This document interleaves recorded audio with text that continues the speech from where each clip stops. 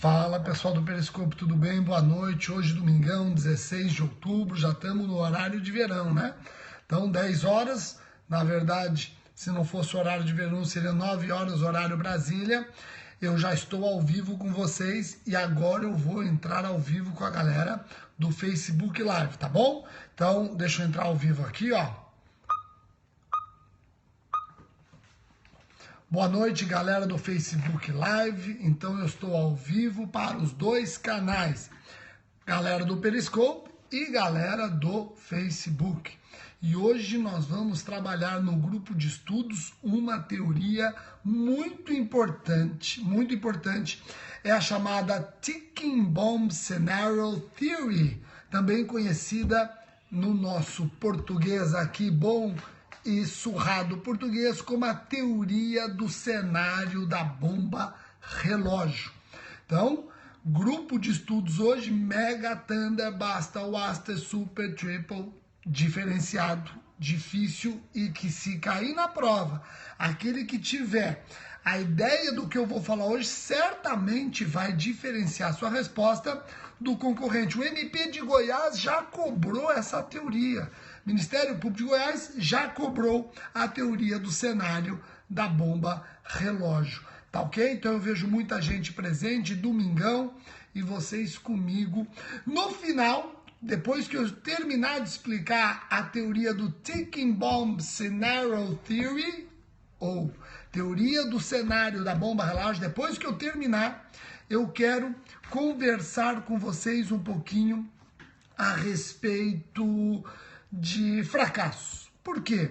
Como eu já coloquei no post, muitos alunos ficam me relatando fracassos, como se eu nunca tivesse tido fracasso. Então eu vou me abrir aqui com vocês e vou dizer quais os tombos que eu já levei nessa vida. Aliás, eu coloquei fracassos entre aspas e vocês já vão entender por que eu coloco sempre fracasso entre aspas. Então, depois do vídeo, depois que eu gravar a teoria, fiquem antenados que eu vou falar um pouquinho sobre fracasso, testemunho pessoal, o que eu já passei.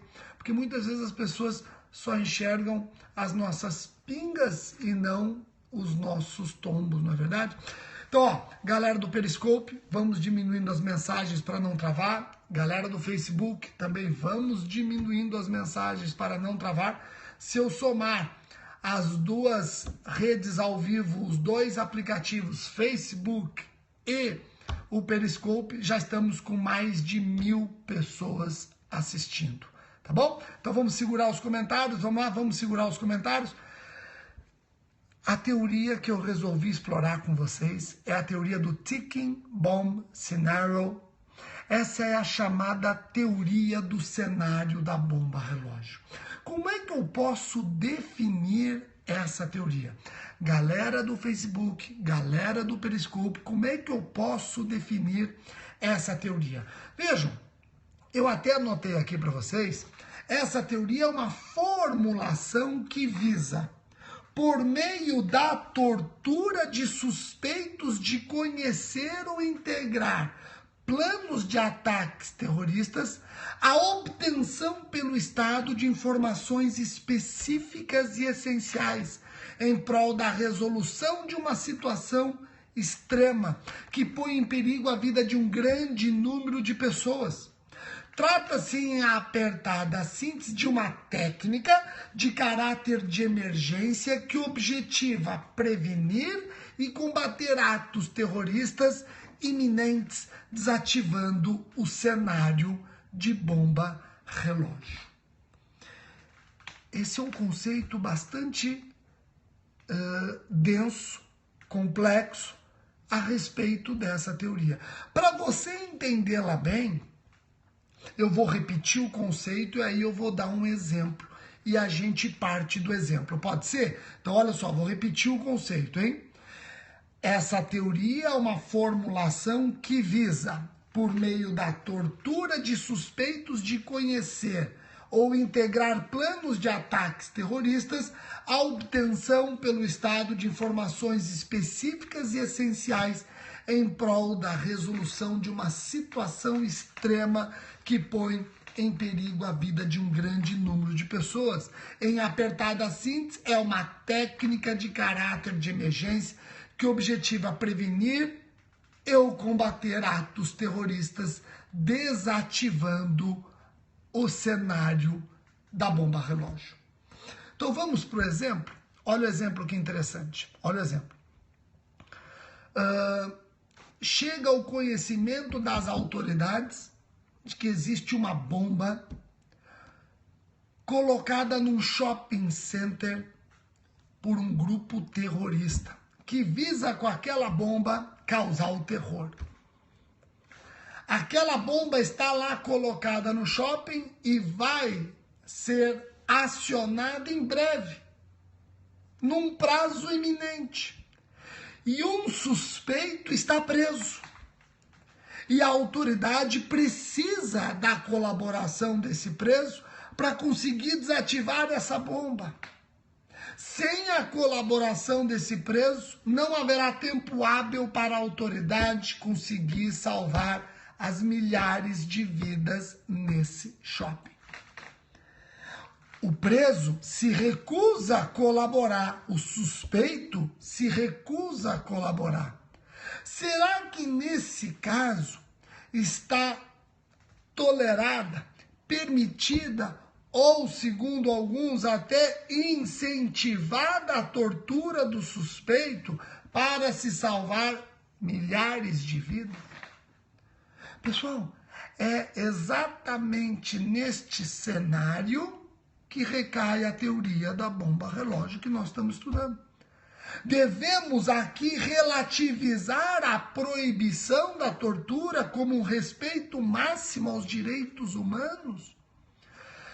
Vejam, para você poder trabalhar a teoria,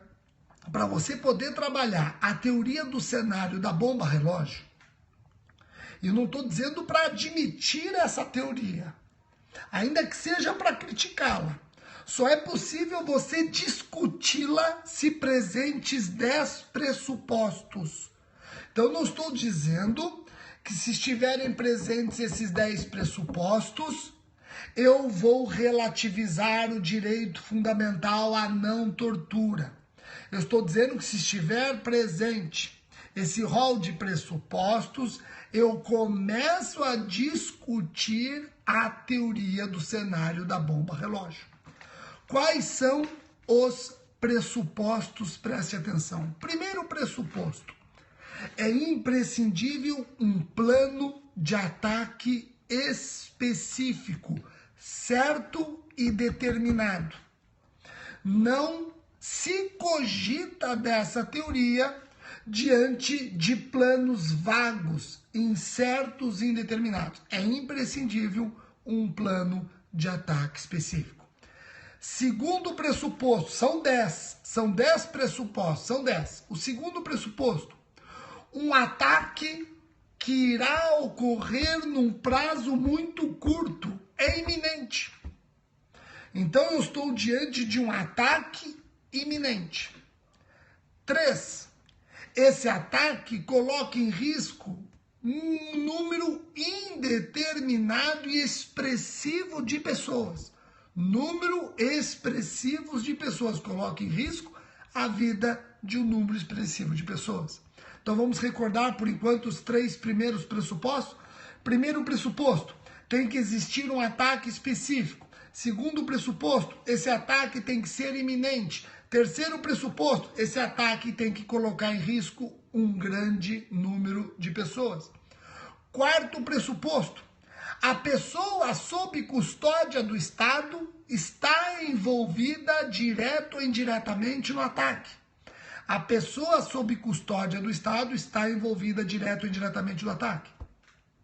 A pessoa sob custódia tem informações que impedirão o ataque. Essa pessoa tem informações que impedirão o ataque. Sexto pressuposto: torturando a pessoa se obtém a informação para evitar o ataque, ou seja, utilidade. Sétimo pressuposto: não existe outro meio seguro e eficaz para obter as informações a tempo. Não existe outro meio de conseguir as informações a tempo. Inevitabilidade. Oitavo pressuposto. Nenhuma outra ação poderia ser tomada para impedir o ataque. Esse oitavo pressuposto, ele está umbilicalmente ligado ao sétimo. Nono pressuposto. A motivação do torturador é apenas e tão somente conseguir as informações com a genuína intenção de salvar vidas e nada mais. Repito. A motivação do torturador é apenas conseguir informações com a genuína intenção de salvar vidas e nada mais. Décimo pressuposto. É uma situação isolada que não se repetirá com frequência. Esses são os pressupostos que acabam permitindo um campo fértil para se discutir essa teoria. E aqueles que, diante desse cenário, com 10 pressupostos, admitem a tortura do suspeito, legitimam essa tortura com fundamento, no estado de necessidade. Tem gente que defende a teoria do ticking bomb e diz que ela configura um caso de estado de necessidade. Rogério, em resumo, o que diz essa corrente? Essa corrente, ela trabalha com a teoria da decisão racional, também chamada teoria do mal menor. Se eu comparo dentro dessa situação pendular, o que é pior? Torturar o suspeito e salvar milhares de vidas, ou respeitar os direitos humanos do suspeito e deixar milhares de vidas perecerem? Aplicando-se aqui a teoria do mal maior, justifica-se a tortura pelo estado de necessidade. A primeira corrente, então, admite a teoria, enxergando nela um caso de estado de necessidade. Um caso de estado de necessidade.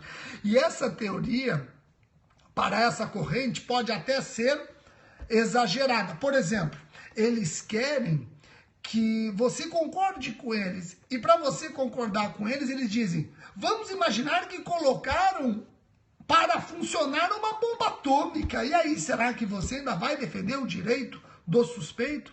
Eles buscam nos seduzir com esses exemplos catastróficos. Uma outra corrente que admite a aplicação dessa teoria como justificação da tortura, enxerga a legítima defesa de terceiros. Legítima defesa de terceiros. Essa corrente que diz que a tortura, no caso, é uma legítima defesa de terceiros, diz o seguinte: a tortura, nesse cenário, não constitui uma violação de direitos, já que o sujeito, por haver criado a situação da bomba relógio, perdeu todo e qualquer direito tutelado pelo Estado. Tá ok? Interessante essa segunda corrente. Tem outras correntes ainda que dizem o seguinte: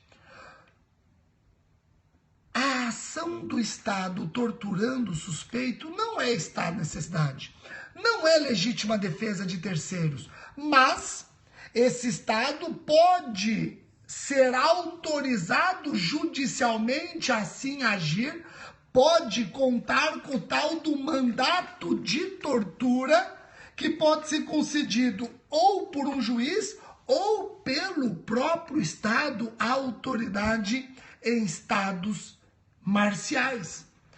Então a pessoa, quando tortura o suspeito para salvar milhares de vidas num shopping, não está agindo em estado de necessidade, não está agindo em legítima defesa de terceiro. Ele deve contar com uma autorização ou do juiz, Estado juiz, ou do próprio Estado marcial. E aí ele ganha um mandato de tortura. Ou então, Ele não tem essa autorização, mas depois que torturou, ele pode justificar a tortura para o Estado juiz e o Estado juiz ratificar a ação dele. Compreenderam? Joia? Bom, agora o que prevalece? O que prevalece? Prevalece principalmente em estados como o nosso se propõe, que é um Estado democrático, social e humanista. Prevalece que nem mesmo esse cenário justifica a tortura do suspeito. É o que prevalece.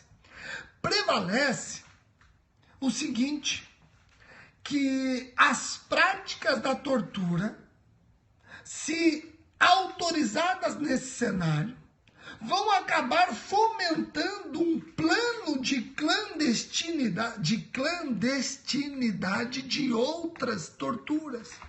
Nós corremos o risco de manejarmos a tortura como instrumento institucional de combate ao terrorismo, onde não teremos um caso isolado, e sim passará a ser a viga mestra do combate ao terrorismo, a tortura.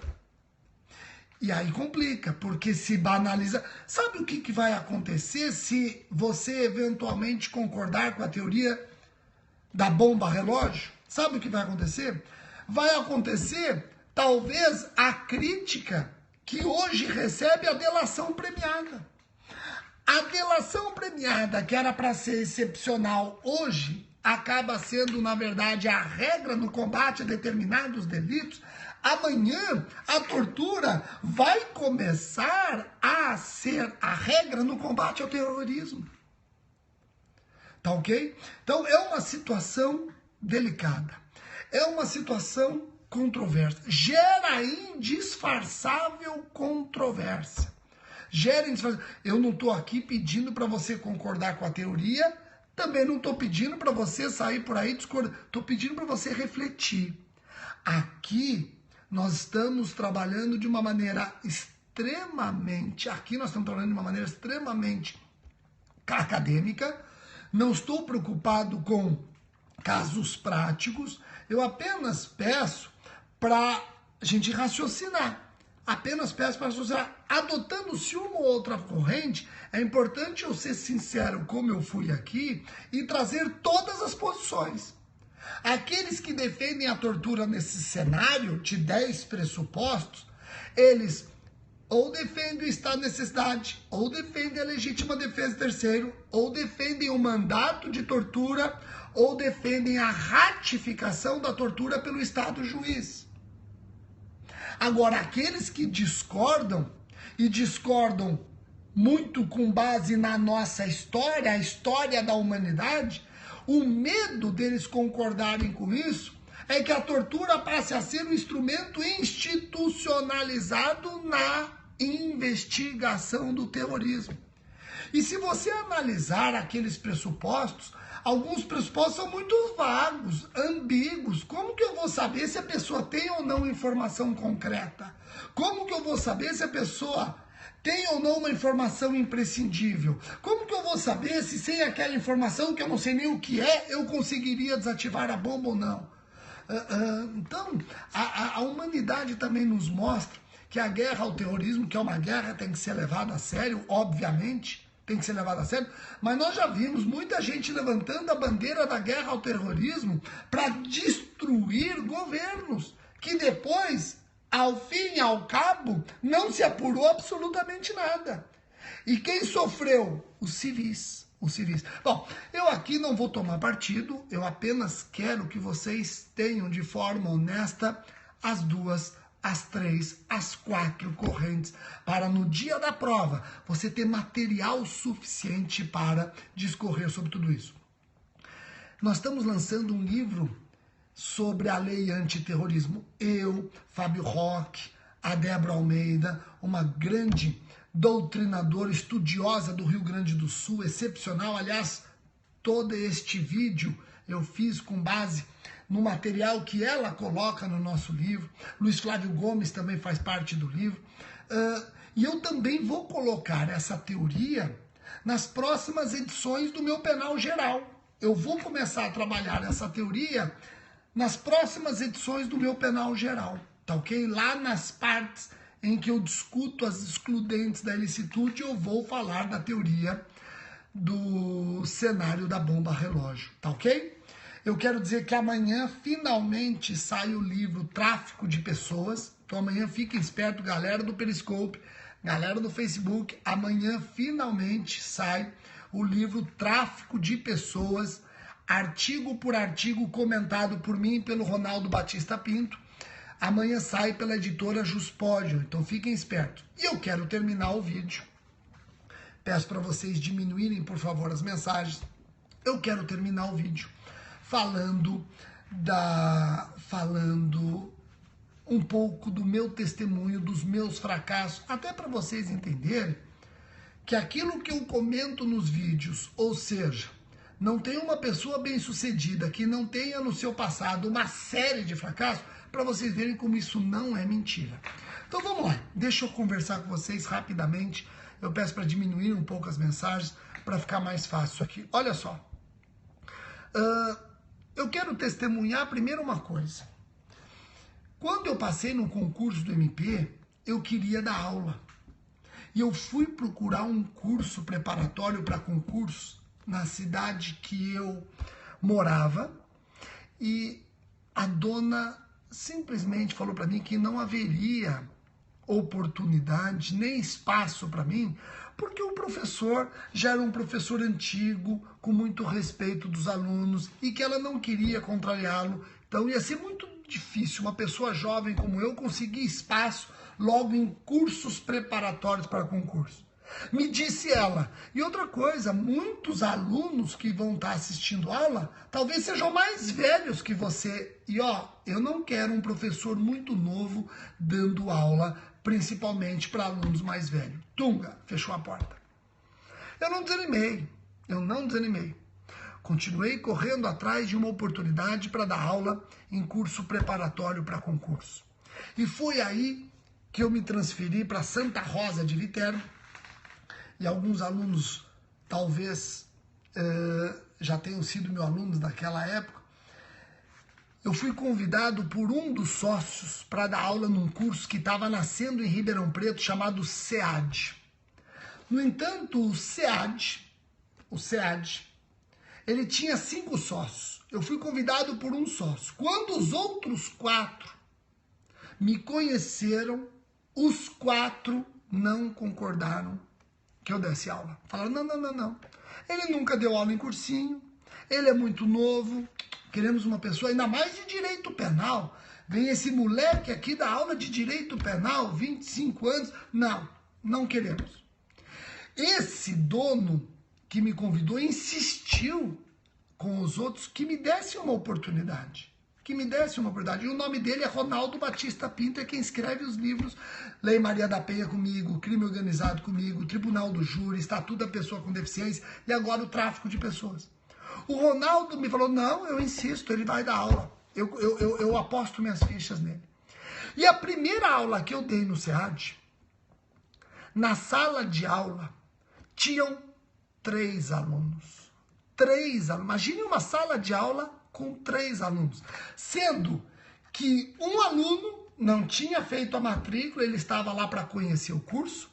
Só um aluno fez a matrícula e a terceira aluna, na verdade, era a esposa de um professor que ia dar aula naquele curso. Então, em resumo, eu estava dando aula para um aluno. E eu dei aula com o mesmo afinco que hoje eu dou para milhares de alunos.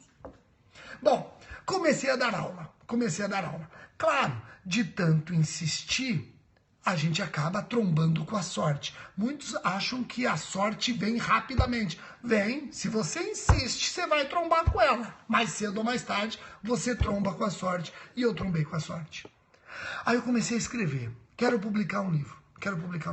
O primeiro livro que eu terminei foi um livro onde eu trabalhava crimes contra a administração pública praticados por funcionários públicos. Crimes funcionais. E eu mandei esse projeto para a editora Saraiva. Para a editora Saraiva.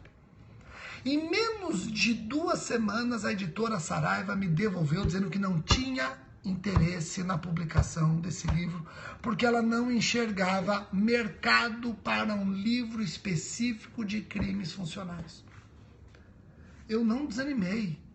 Eu continuei com o projeto. Eu melhorei o livro. Aliás, a editora Saraiva fez várias críticas construtivas. Eu recebi todas. Aprimorei a obra. E aí encaminhei para a editora Juspódio, que publicou esse livro. Foi o meu primeiro livro, Crimes Funcionais. Foi um livro que em 1 ano vendeu 5.000 exemplares. E a editora Saraiva recusou. Curiosamente, 24 meses depois, eu recebo uma carta da editora Saraiva perguntando se eu iria ou não reapresentar esse livro para a editora. E isso, obviamente, não aconteceu. Eu continuei com a editora Juspódio. Vejam, eu comecei dando aula em Ribeirão Preto, nesse curso pequeno que foi crescendo, até que o Luiz Flávio Gomes teve que fazer uma cirurgia na garganta. E ele precisava de alguém para dar 2 aulas no curso que ele tinha inaugurado. O curso satelitário LFG. Estão lembrados disso? O Luiz Flávio falou, eu preciso de alguém para dar 2 aulas para mim. E me convidaram. Rogério, você quer dar aula lá? São 2 aulas só para cobrir o Luiz Flávio enquanto ele faz uma operação na garganta. Falei, quero. E eu prometo uma coisa, eu vou dar as 2 melhores aulas da minha vida. Ainda que eu tenha que dar só 2 aulas, eu vou aproveitar e vou dar as 2 melhores aulas da minha vida.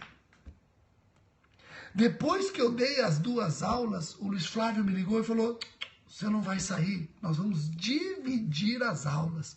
Você vai ficar com um penal especial, eu vou ficar com um penal geral. Pronto. E aí, aos poucos, eu fui conquistando os meus passos dentro do ensino. Interessante que o primeiro convite que eu tive para dar aula fora do estado de São Paulo foi em Salvador, num curso presencial que tinha muito famoso. E o meu ninguém me avisou. Eu fui lá em outubro dar aula, o dono me apresentou para os alunos como substituto do professor deles que tinha saído. Quem era o professor deles que tinha largado a turma por um desacordo contratual? Quem era? O Fernando Capês. Então eu cheguei lá para substituir o Fernando Capês e eu nem sabia disso. Porque havia